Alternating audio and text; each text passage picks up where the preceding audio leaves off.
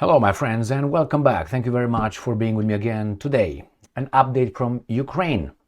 The Russians again launched more than 160 drones on Ukraine. The Ukrainians downed most of them. The Russians pushed the Ukrainian troops in Kursk region by liberating two of their Russian settlements. I have maps. Trump is expecting Mr. Zelenskyy today at the White House to sign the documents. That is, we are going to get your resources. Good job. Well, Zelenskyy did great. That was his, almost the last requirement of his list that he was, given when he was elected, before he was elected. And then we have Marco Rubio, the US Secretary of State, does this to the European Union Foreign Minister, the infantile as Annalena Baerbock is. Her name is Kallas, as I call her Maria Kallas, which he cancels a meeting at the last moment. She's waiting over there and I said, no, cancel the meeting. I have other things to do. I have to wash my hands. All right, so let's start with the first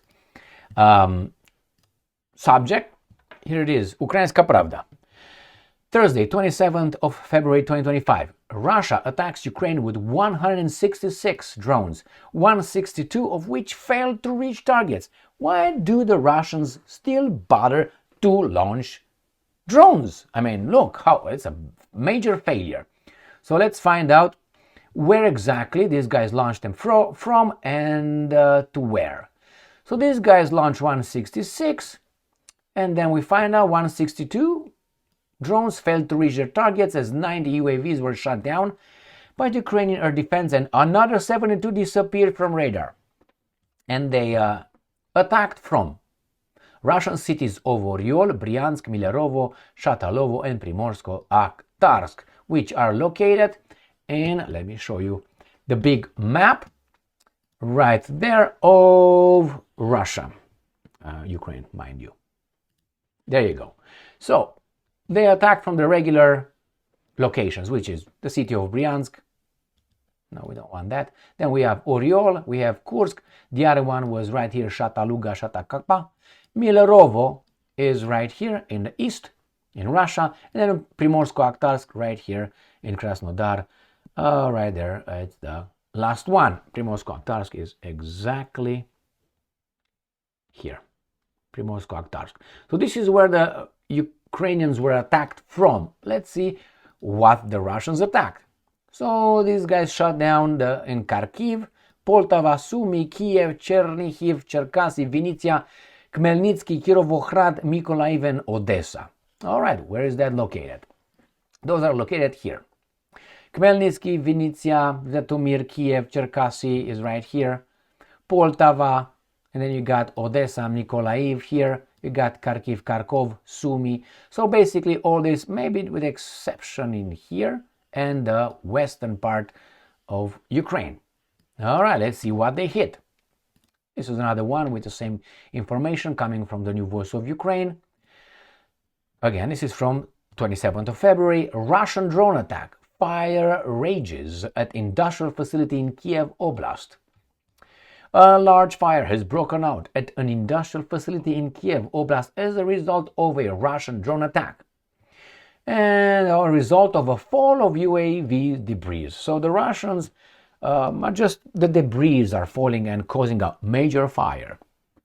I mean, please, my friends, we're not baboons here. When you shoot down an UAV, how do you shoot it? You place your defensive next to the target? So you can do that, but if the debris fall straight on the target, man, or you do it a little bit further, they're gonna come a little bit, so they have time to. Do you think that when the Russians launch their drones from the mentioned cities, do you think that the Ukrainians don't have different belts of waiting for them, pop, pop, pop, pop, pop, pop, and then they fly, some of them escape, and then pop, pop, pop, pop, pop, go here, and pop, pop, pop, pop, pop, and then eventually you destroy them. It's not like one circle, that's it. And once you pass that, man, boom! It's not like that. So, no, I think it's, some of them are destroyed, some of them are reaching their targets. That's my, and then he has a major fire with debris. Bene, okay. If you want to believe that, that's fine. I don't. Next one. Sputnik. Russian forces take control of Orlovka, Pogrebki settlements in Kursk region. I'm going to show you where those things are. Let's start with Orlovka. Right here. This is the big settlement of Orlovka. 1, 2, 3, 4, 5, 6, 7, 8, 9, 10, 12 houses over there. 15 chicken and 2 cows. That's what it is. So where is this located? Remember, the other one is Pogrebki, right here. So it's this, all this, the Russians took over. The other one, let me show you, Pogrebki, Orlova is right here. Where is this located? It is north of Novosorchinia. Now I'm going to go over this map and we're going to look over that location where I already know where it's at. Not because I'm smart, but because I looked before I went in. So right here, Staraya Sorchina. So it's in this area, and I'm not done. I can go further than that. But this is the NATO invasion of Russia in Kursk. Is becoming smaller and smaller, but it was successful. Remember, it was successful. And here it is. This is the location, Pogrebki, right here, and this is where the Russians liberated their territory. And this is located again. This is in Kursk. Right there. So in the north of this invasion, they liberated. Next one. Rubio cancels European Union's infantile Kallas, Maria Kallas, at last minute, Euronews says. European Union foreign policy chief. She doesn't know squat. Doesn't know squat, or she knows squat. I don't know how it would be correct.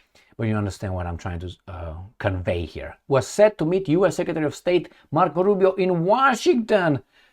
This infantile, right there. Open it bigger a little bit. Okay, you know why, right?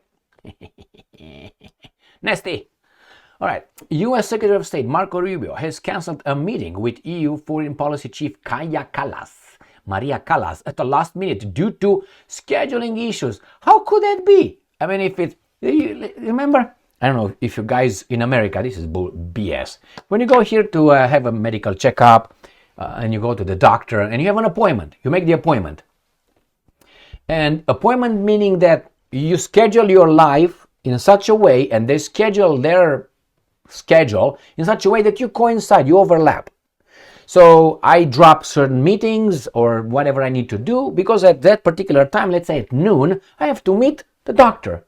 So I'm preparing and I'm juggling all these things. I show up over there at, let's say, 20 minutes to noon, right? So, or 15 minutes. I do whatever they ask me to and I'm waiting.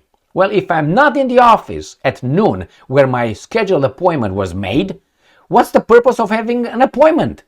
That's the whole purpose, because the minutes I stay longer over there, that's gonna interfere with other appointments that are after the doctor's appointment, or medic. I like to call them medics, not doctors, for personal reasons. So anyway, if you go over there and you're not in, and this is what they do for people who are outside the United States of America. That's baboonish. They take you eventually and they put you in an empty room. I mean, a chair and a bed or something. You stay over there. And then a nurse comes. Hello, how are you? How you do feel anything? They take your pulse or whatever they take it. They taste you a little bit. They all that, and then they measure you, your height, your weight, and then she leaves.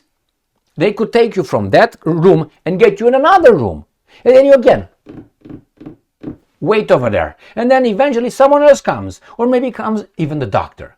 So all this garbage for what? For insurance policies. They bill your insurance based on the time you spend inside of those rooms. Well, they take you in, they start the appointment at noon, even if you were not yet in the room. That's where your appointment is. And then you go in a room, you go to those rooms, not doing squat. All the appointment could be 15 minutes. You did like 45 to 1 hour. Why? They will bill you. Not you, your insurance company. A lot. All right, so that's with this scheduling issues. Kallas, who is on the official visit to Washington to discuss the Ukraine conflict, she's a loser.